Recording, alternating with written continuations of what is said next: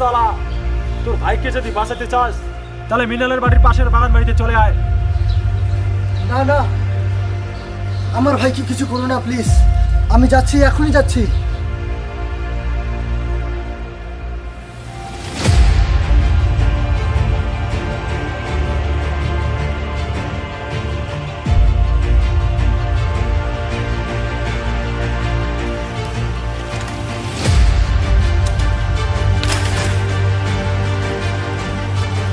দাদা ভাই, এই সালা দাঁড়াও। কেন আমার ভাইকে কেন তুমি আটকে রেখেছো? সালা তোকে কতবার বলেছি আমার ভাস্তির সাথে তুই মেলামেশা করবি না, ওর বিয়ে আমি অন্য জায়গায় ঠিক করে দিয়েছি, তবুও তুই আমার ভাস্তির সাথে মেলামেশা করিস।